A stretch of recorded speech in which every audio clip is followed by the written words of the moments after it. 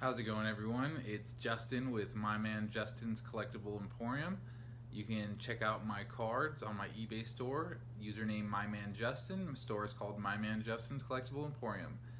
It's been a little bit since I did my last video. It's just been a little crazy lately. I'm in California near a certain city that's having some issues right now, so it's just been a little tumultuous lately, and it's been a little hard to concentrate. But I just wanted to get out some thoughts for you for now. And I just wanted to talk a little bit about the act of negotiating and purchasing products, collectibles, Pokemon cards, for example, and just ways to go about it to make sure that one important aspect of business is the concept of providing a value. And some people think that the goal of a business should be to make profit, but I think that isn't necessarily correct. I think profit is a second order behind the first order, which is providing a service. If you can successfully provide a service that is needed and is seen as valuable, then profits will just come naturally. It'll be a natural byproduct of that first order, which is providing a service. So in my business model, for example, what I try to do is provide the service of cashing people out for collections, for people that don't have the time or don't want to invest the time to list the cards themselves, to kind of go through the pricing of cards, and they don't have to say the reputation, so they wouldn't get as much as for their cards. And just, there's a lot of fees and time and work associated with listing individual cards, and it's easier for people to just sell their whole collection at once. So the service I try to provide people is that I am able to just cash people out, and when I cash people out, there is no risk for that person. It's a transaction where they come out. That's always my goal, is for my customers to always come out feeling that they got something of value, because they don't have to worry about getting scammed on the items or something, or having something happen. And there's a lot that goes into selling, such as listing the items, managing the listings, answering questions, putting the proper prices, pricing them out, checking current market values, choosing the way that you want to list the items, whether auction or buy it now with the best offer, and the amount of time, and the fees, PayPal fees, eBay fees, materials cost, shipping fees. So there's a lot that goes into it, and I just try to eliminate all of that for my customers. I cash them out. It's a one-time transaction, and they get to eliminate all of that work associated with the selling, and sell it all at once, have the cash, walk away, done. So when I'm negotiating with people, I would say one of the really important principles to align toward is transparency, because people can smell when you're trying to get one over on them. So the best thing to just do is to be honest, to be transparent, and tell people what you're doing, and that's what I do. And I let them know right off the bat, I can pay you X amount below what the average selling price is on eBay, because eBay is a great marker for the market value of a card. It's the most commonly used platform to sell Pokemon cards, and it really gives you an accurate market value of what the card is truly worth. And that's another thing, dealing with people and doing business with them, is sometimes people connect to their cards really deeply. They almost associate their own product with the value of their own product with the value of themselves. So sometimes it's really hard to deal with people like that, because sometimes people just think, well, since I consider myself valuable and this and that, well, my cards must be. And they'll have a damaged card and truly believe it's mint.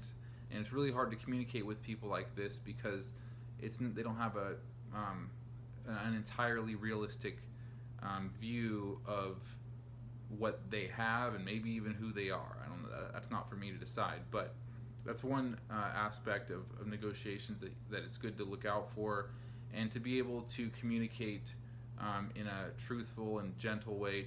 You don't want to offend people. It's always good to try to make the deal and communicate effectively. And like when I'm talking with someone, just to simply note, okay, yeah, with Pokemon cards, the condition is one of the greatest factors for value. So if they overestimated the condition of their cards, I might just give them an example of why, in the current market, I would show them the back of their card and how a mint card would have little to no wear on the back border, and I would just show them, hey, your card right here, or your cards, you can see here there's a bit of wear which would put them in the category of light play, and that decreases the value on this card, say 30-40% less than a mint or near mint card. So there's always ways to be polite and communicate effectively to not offend people, and at the same time to be honest. Back to the value and service I provide, I am transparent with people. I let them know that I can pay, I can't pay what in a collection of cards, I can't pay what the card sells for individually. So sometimes people with collections will evaluate their binder themselves, and what they'll do is look up each card individually on eBay and say it's 10 cards, and each of those cards sells for $10 each individually, so they want $100 for the collection. But that's not an entirely realistic appraisal, because there is work associated with selling cards individually, and that has to be accounted for. The time time is money. It takes effort. It takes work. So just the fact that you're selling a bulk amount devalues the cards. And on top of that, there's the 10% eBay fee, plus the listing fee, plus the 3% PayPal fee, plus shipping materials.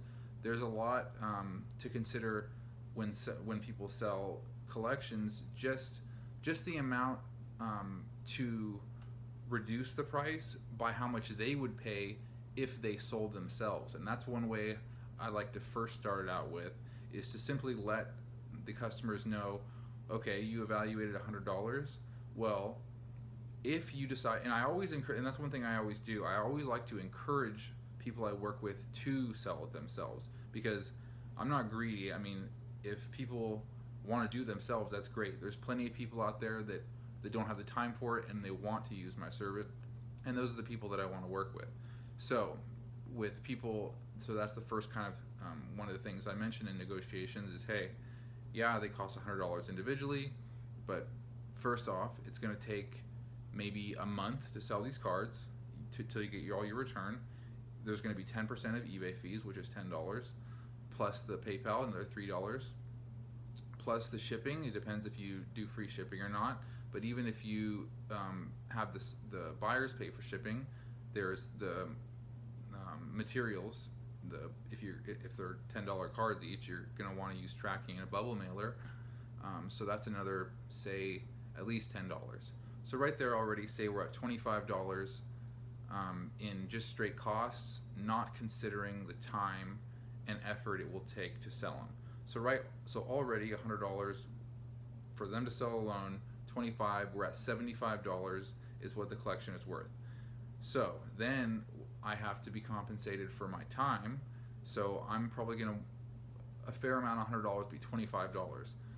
So right there, a collection worth $100 to one of my customers is really worth $50 to me. So, and that has to be communicated effectively, because if you just say to someone, oh, I'll give you $50 for that, and they want 100, they're like, oh, you want to give me half of what I want for it? Why would I do that? So that's where communication comes in. That's where being transparent and being honest is really a strong suit.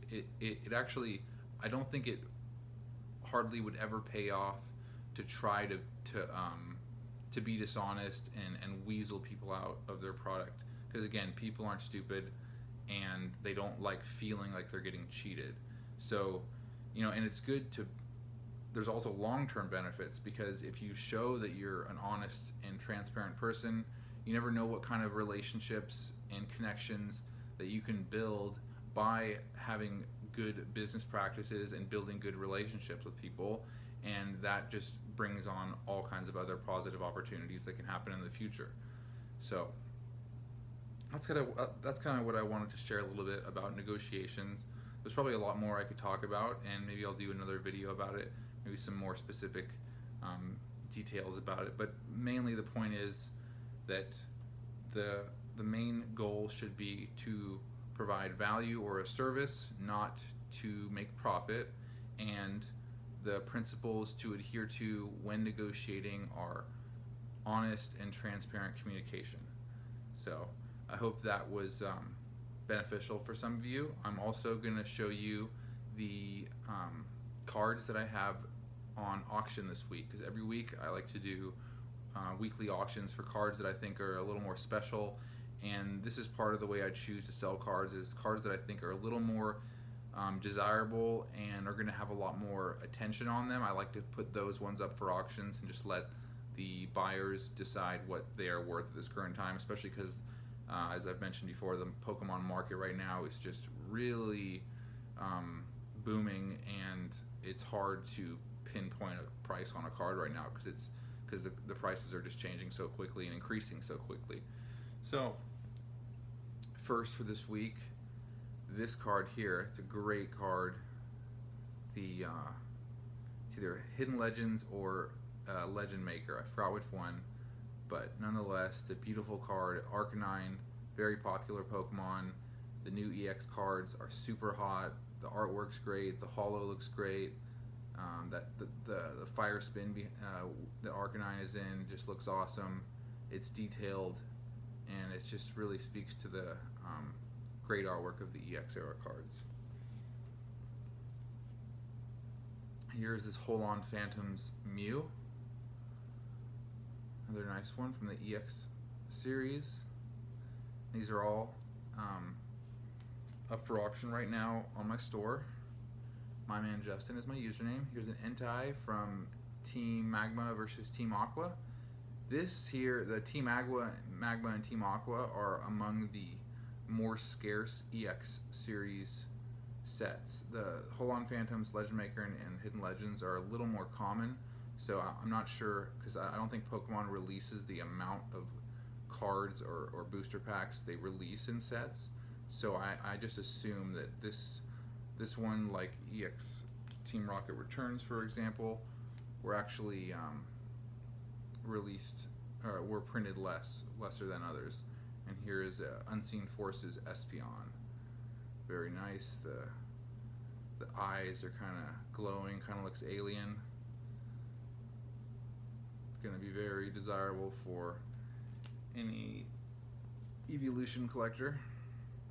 Here is a World Championships promo Gold Star Jolteon. So this is a good option for someone that can't afford the full-on set version of the Gold Star Jolteon. This one's non-holo, so it doesn't look as nice and shiny as the other one, but it's still a nice card. Here is a reverse holo stamped EX Delta species Jolteon. This is a card that I just sent in to get graded because I thought it was potential PSA 10, and I would consider this, I did a video on PSA grading and talked about different ways to grade, and I would consider this a bit more of an aggressive grade, although it's getting to the point where kind of a lot of people are starting to grade these cards, so it's becoming more kind of a standard staple card to get graded. So I definitely won't be first to market on it, but it's a very nice card. It's nice with some of these Delta species cards. The Pokemon itself is holographic, which looks really cool. Another evolution, of course, which is going to have a premium. Here is, like I was mentioning just a second ago, EX Team Rocket Returns. Awesome set. Can't say enough about it. It really captures, I think, the Wizards of the Coast artwork mixed with the newer Nintendo kind of feel to it, but it just does a great job. Even the commons and uncommons in this set are great. I actually just sold a near complete uncommon, common, non-holo set. The condition of this one isn't too good. It's actually peeling a little bit at the top. You can't really see it very well, but it's still a great card for a collection. It still looks awesome in a binder.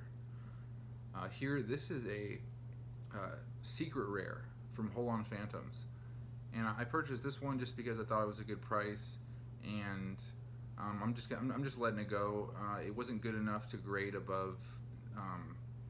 It might get 8, but I didn't want to take a chance on it. This is the kind of card for PSA grading. I don't think it would be smart to grade if you didn't think it could get at least 8, and I think it's going to be more like a 7. And 7's still a nice card. 7 is near mint in PSA world, so it's not like it's not in good condition. It's just not enough. It's just not good enough for me to justify investing to pay for PSA to grade it. This is a really cool card. It's from Unseen Forces.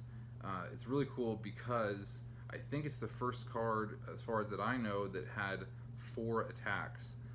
And I did a little bit of this card in a past video where I showed it next to the Neo Revelation Ho-Oh, which was the first card to have 3 attacks.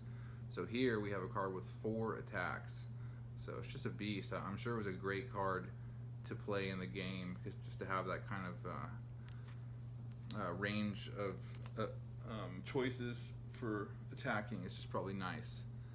Here, this is a card I am getting sent to get graded. Now this is just a simple non-holo rare, Dark Gyarados from EX Team Rocket Returns. This I'm considering a fairly aggressive investment, but I think it's going to grade high, potential 10, and the set is just super hot. The artwork is amazing, and usually I would never send in a EX series non-holo rare to get graded, but this card is just too nice. It's just the set, the artwork, and that's some more what I talked about for choosing cards to get graded in my PSA grading video. Is aesthetic value is one of the factors to consider, like special aesthetic value, as well as specific popular Pokemon. And this, I think, just fits the criteria of a fairly aggressive investment. It'll kind of put me in first to market. There's no other graded non-holo rare Dark Gyarados on eBay, so it'll be the first one, and I'm sure there would be someone who would love to have this card in a PSA 9 or 10 in their collection. The last one I'm setting to get graded is this Mysterious Treasures Charizard Reverse Holo. So this is another card, usually I wouldn't get Diamond and Pearl era Reverse Holos sent in, but it's a Charizard, and pretty much any Charizard is worth getting graded because there's so many Charizard collectors that want full graded Charizard collections. So I don't know if this will make a 10. There's a tiny bit of wear on the back that might bar it from the 10 grade, but the front has just like no scratching at all. I think it'll be a solid 9 contender. Maybe if the grader is feeling generous, he might give it a 10. We'll see. It's centered nicely, so we'll see. So there it is. Yeah, if you saw any cards you liked, feel free to try your luck in the auctions. Hopefully you get a good price and a great card to add to your collection. And I hope you found my talk on negotiations valuable, and I would love to see you on my next video. And until then, have a great day.